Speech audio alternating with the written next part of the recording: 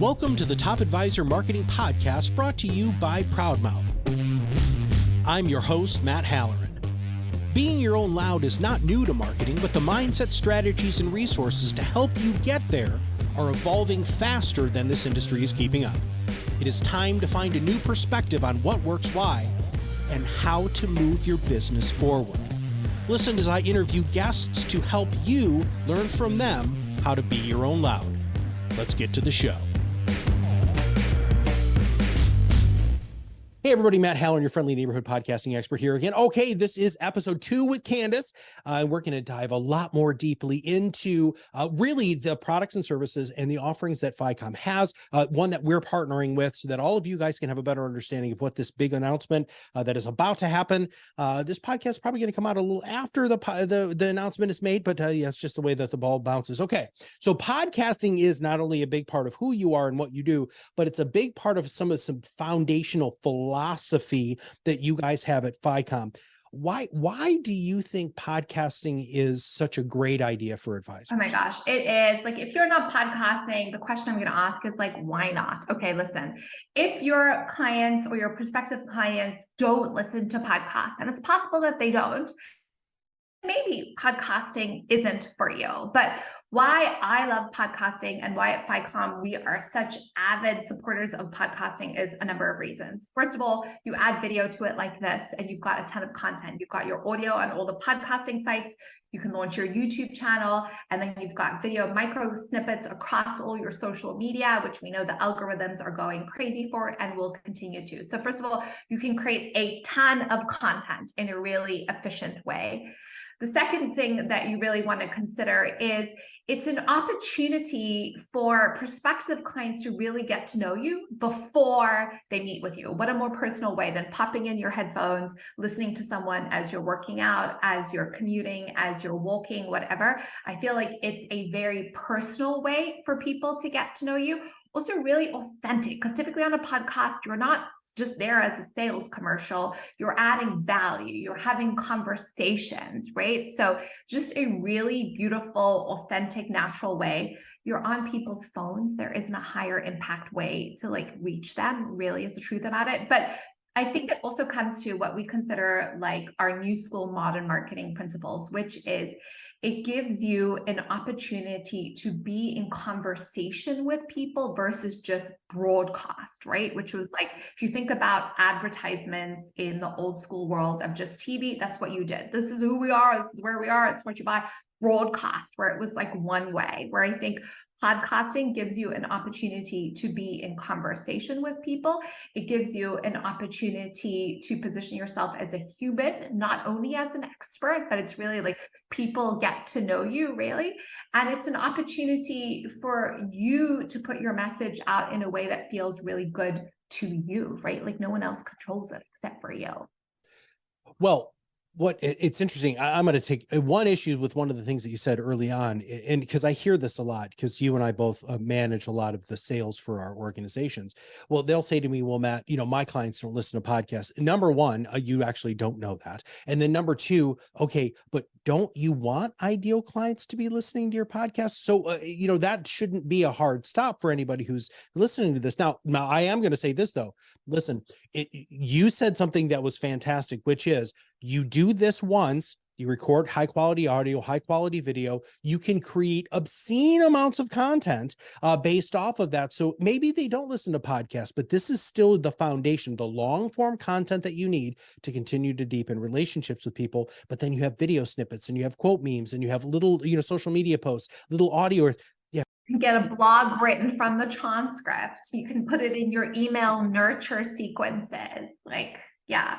And I think to your point, Matt, like we always say to people, like the advisors will come to me and they'll say, do I need to be on TikTok? And I'll be like, go ask your top 5 clients. Are they on TikTok? Do you know what I'm saying? So like, if you're unsure, like to your point, like do my clients listen to podcasts? Have you asked them? I think that's like and then even be curious. If you don't listen to podcasts, really, why?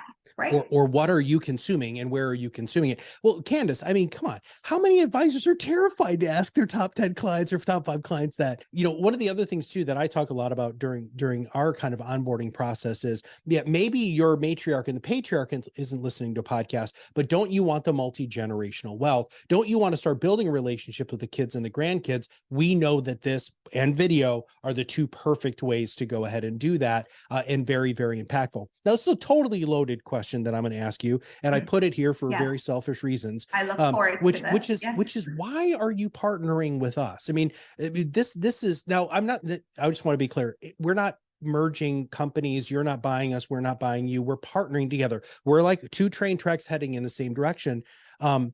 But this is because of you and me. I just want to make sure that we met at Jolt last year, and there was something, just we were talking and you kept saying things and I'm like, holy crap, there's another business out there that made so much sense. So if you don't mind, let's talk a little bit about that. So I think there's a couple of reasons that we're partnering with ProudMouth, and we are really excited to be partnering with ProudMouth. Is number one, we believe in the power of podcasting. Our new school podcast won Wealth Management's Digital Campaign of the Year in 2021.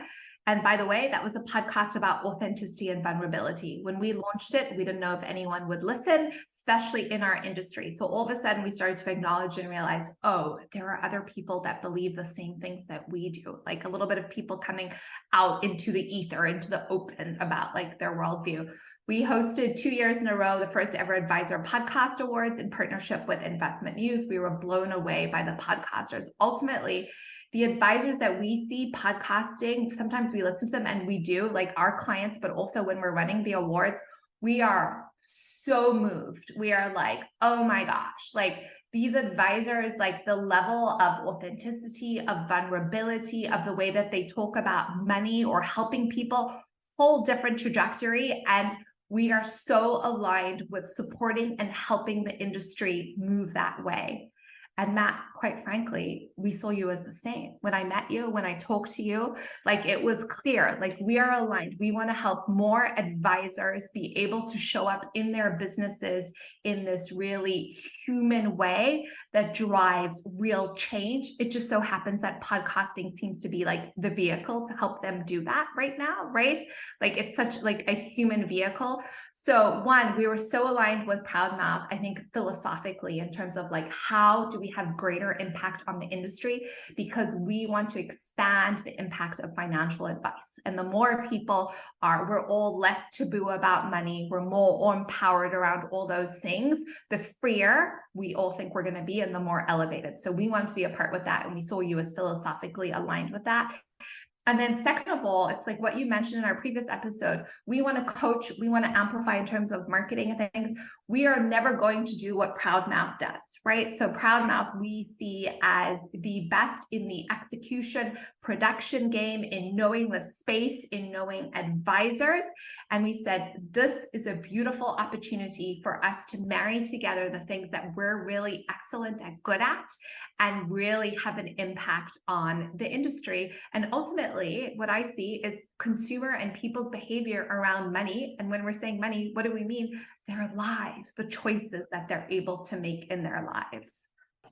And we feel the same way, which is we don't want to be, we don't do any of the stuff that you guys do when it comes to the Amplify program, specifically with all of the wonderful layers of value that you guys have. And we're not a coaching company. I've joked with you about this offline. I'm a recovering coach and I'm still in recovery. I don't want to do that anymore. That was a life that I put a pin in and I moved on. No judgment. If you love the coaching stuff, that's great. I'm in a different place. I went through the same process. If you didn't listen to the previous episode, please do, of that process of self-discovery. What does Matt want to be when he grows up? I'm constantly asking myself that question. Now let's talk about how we're working together. So there's two different components here. And let's talk about the first one, which is the Zero to Launch podcast workshop.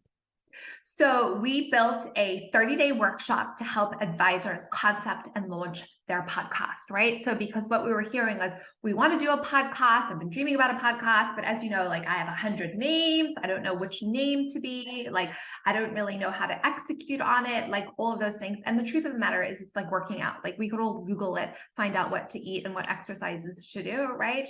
But like, it's hard to do it on your own. So what we did was we came up with a 30-day workshop where we help advisors get really clear on their vision for their podcast. Why are they doing it? What change do they want to create with it?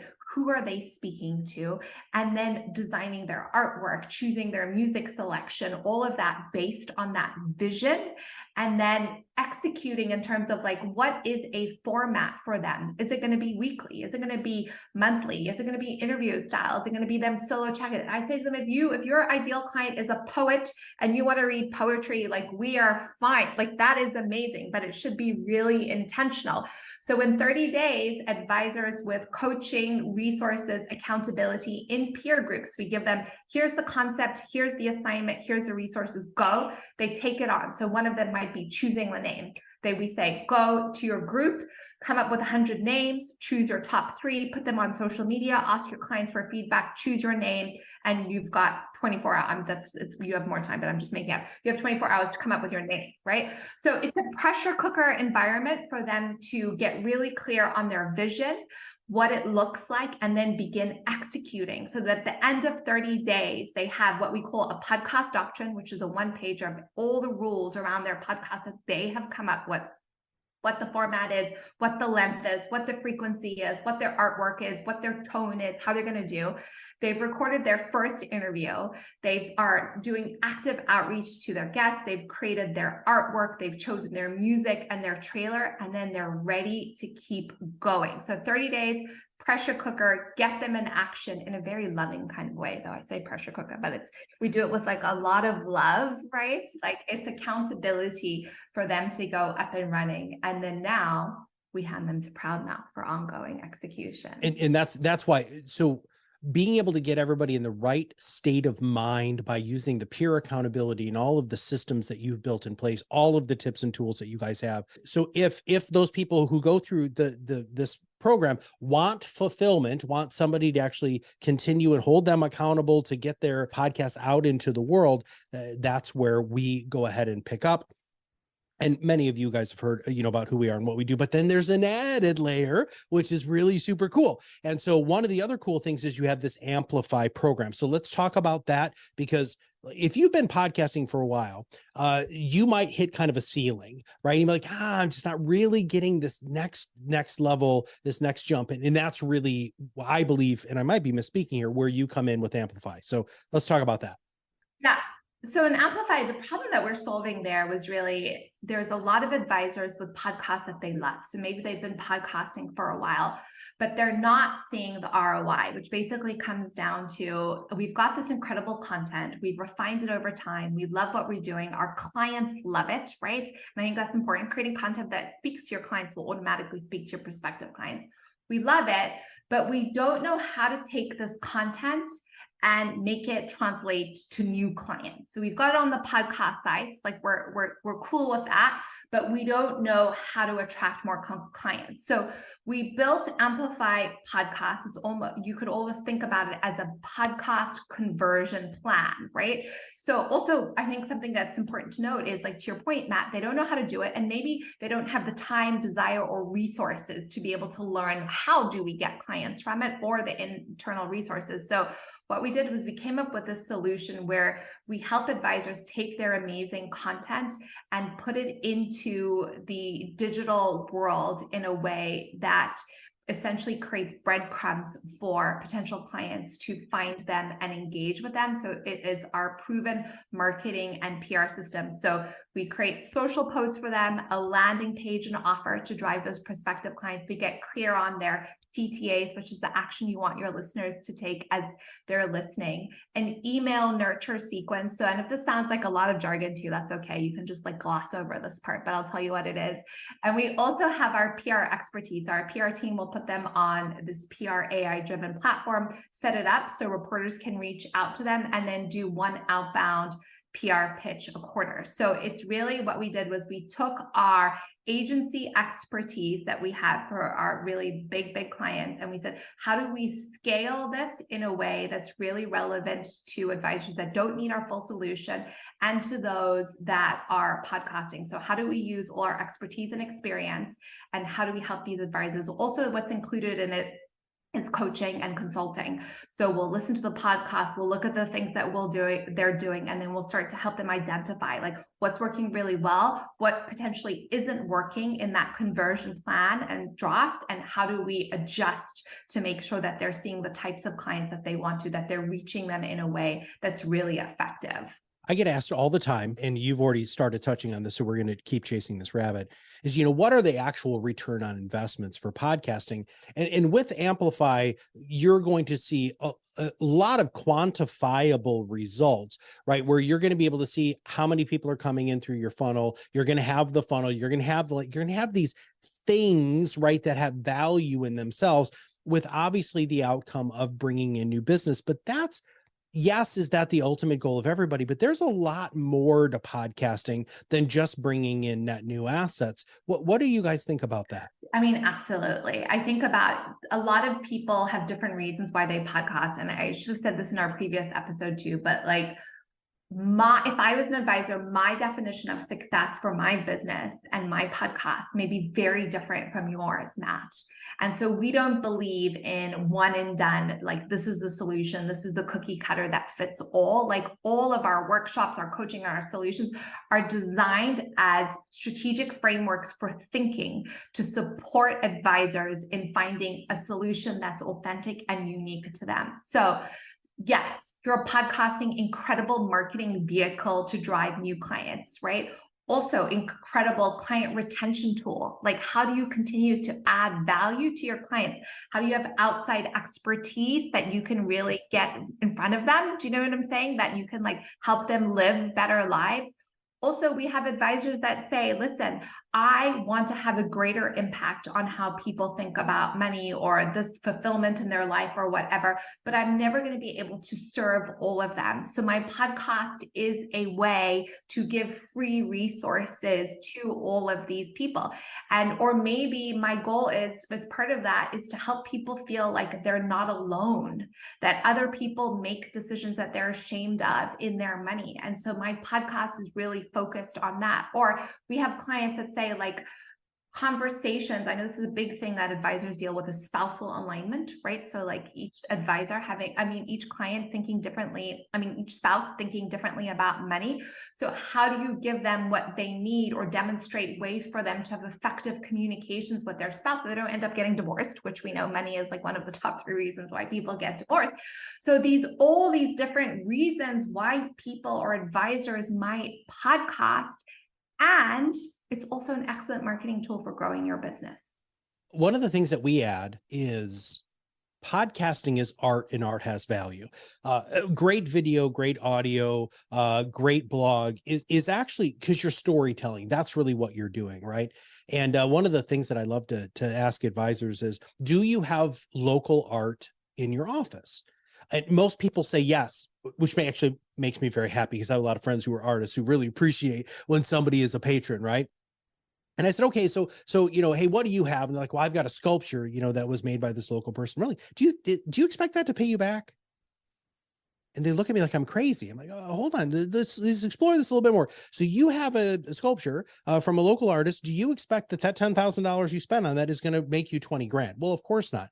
I want you to think of podcasting and really great content creation, that true authentic self. Because here's the thing, that sculptor put their true authentic self into that sculpture, right? Podcasting is art. I know some people say, Matt, that's so corny, but I really believe that. I love that expression of it. I think I can relate to it in terms of like, you are creating. So even if your goal is to get new clients, well, what are you actually creating from a good podcast? You're creating not only your podcast and the conversations, but it has a far-reaching impact, because you're potentially creating shifts in people's mindsets, potentially shifts in their behaviors. You could potentially be initiating conversations that you don't even know about, that you never know about. Do you know what I'm saying? So a lot of the impact, to your point, like you might not directly see or experience, but if you believe in what you do, and every advisor that I've ever worked with or that I've coached, one of the prompts that we use is, well, what is one of your earliest money stories? And every single one of them has a heartfelt, really emotional, moving money story and some memory that they had as a child. And they decided, I don't want this ever to happen. Or I don't want this ever to happen to me. Or I don't ever want to have to relive this, whatever that is. And so they really have this high resonance and like connection to what they do. And they want to drive change, not only in their own lives and clients' lives, but like people at large, if that makes any sense. And great art does that too, right? If you think of some of the greatest experiences you've had artistically, whether it's with music or dance or sculpture, paintings, those representations can make fundamental psychological behavioral changes in you by just interacting with that. Okay, now this is my last loaded question for you, and then we're going to wrap up this 3-part miniseries, which is, how long does it take, Candice? Let's get to the brass tacks here, because there are some advisors who can say, I'm going to go through your 30-day program. I'm going to have 5 episodes done, and I'm going to bring in $10 million. What is your experience with how long it takes to build the momentum? Yeah, I think it's like anything. It's like if you decide you're going to do Whole 30 tomorrow and you take on the 30-day cleanse and you're like, I'm going to work out 2 days a week. And at the end of 30 days, you're looking and you're feeling great. That's fabulous. We all know you have to keep that momentum going. And I like to think about marketing and podcasting as a momentum game. It's almost like investing in the stock market. If you think about it from an advisor's perspective, when's the best time to invest? Well, yesterday. Okay.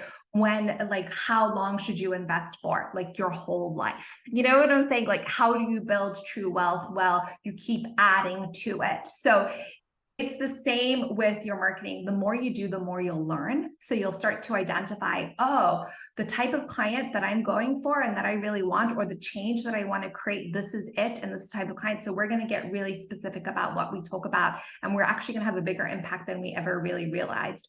This cool thing that we thought was going to attract a lot of attention, like actually no one cares about. You start to learn, right? You start to really get clear on like what really works, what really resonates for you and for your ideal client. So you can't do that without time.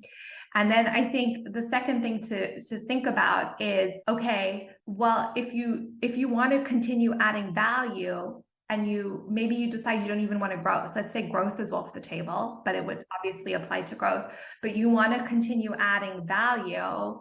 Well, at what point do you decide you're going to stop adding value? If you're creating a podcast that is meaningful, that is targeted for your ideal client, that's authentic to you and really speaks to your strengths and what you're meant to be doing as a financial advisor, like, why would you stop? Continue adding value. It always pays off.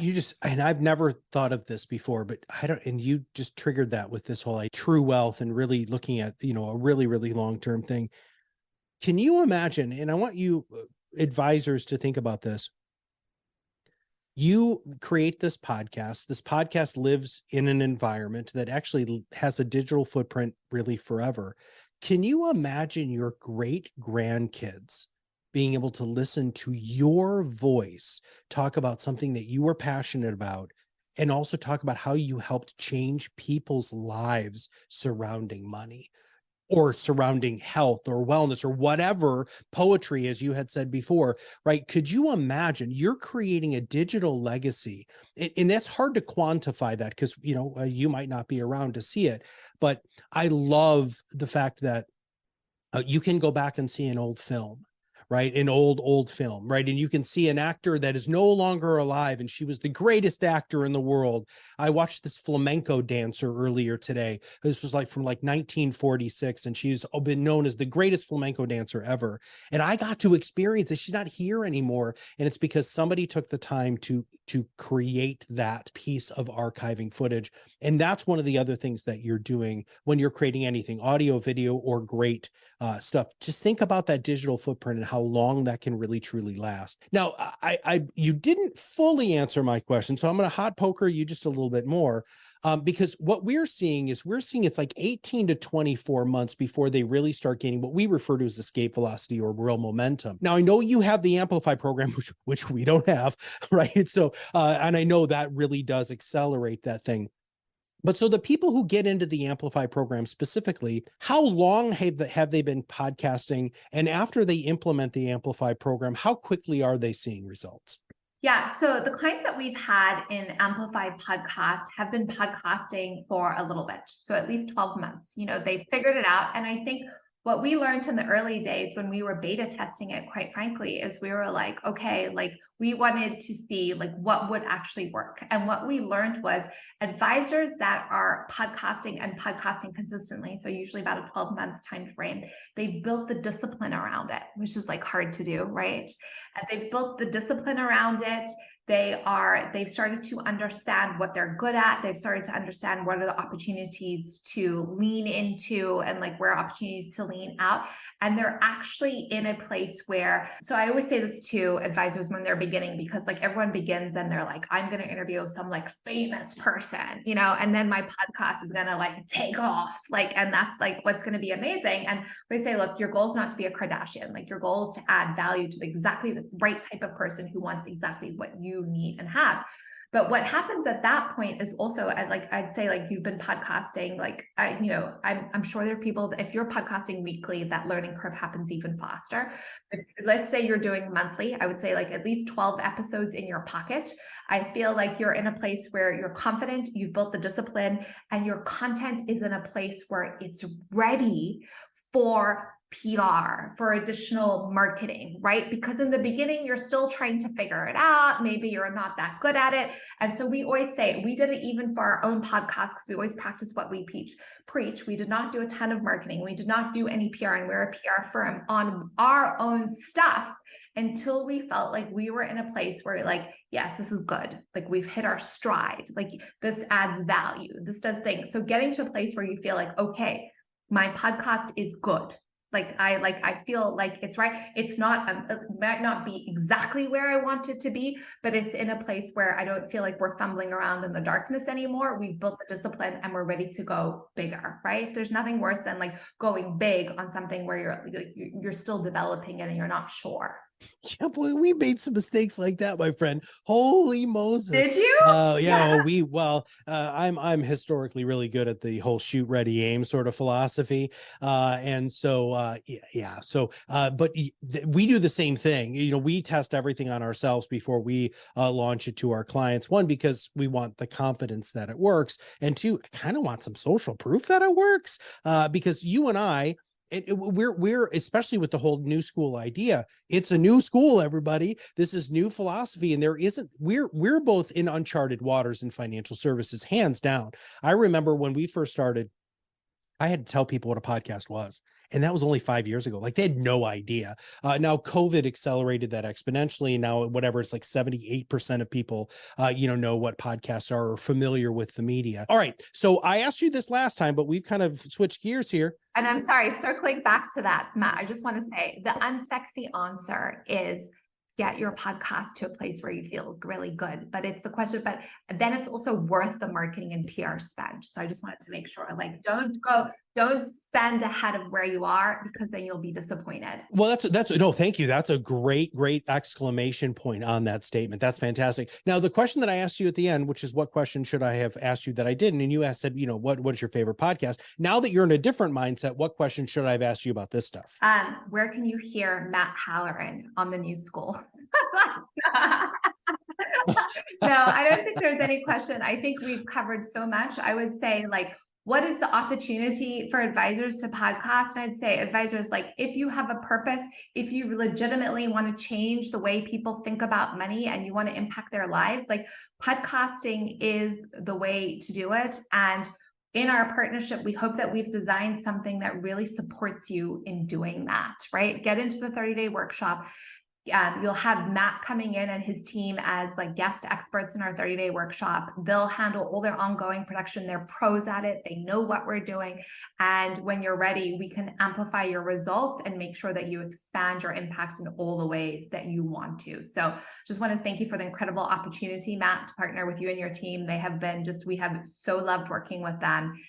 We're so excited for the launch. And if you're an advisor listening and you've been thinking about your podcast, dreaming about your podcast, but not sure where to get started, like, this is a sign. And I'm going to quote Meg. She said, this is the first end-to-end podcasting solution in financial services. And we feel that way, which is why we're so honored. So Candice, Thank you for everything. Thank you for all you're doing for the industry. Thank you for you being you. It's been wonderful going on this journey with you. I learned a lot about you personally over these last 2 podcasts, which makes me just kind of want to know even more. And trust me, I'll be texting you with some more questions here very, very soon. So thank you very much for being on the show. And we are going to be launching this everywhere. Everybody, you're going to be seeing this pretty much all over the place. ProudMouth is launching the heck out of this. FiComm is launching the heck out of this. We truly know that what we have built together, we are a lot stronger, and we're going to be able to make you get your voice out in the marketplace. So for Candice and everybody at FiComm, this is Matt Halloran, and we'll see you on the other side of the mic very soon. Thanks for listening to the Top Advisor Marketing Podcast, brought to you by ProudMouth. If you want to know more about how you can be your own loud, visit us at ProudMouth.com and sign up for the PodRocket Academy. Through courses and office hours led by professional podcast producers and digital marketers, you will learn everything you need to know to become the trusted subject matter expert you were meant to be.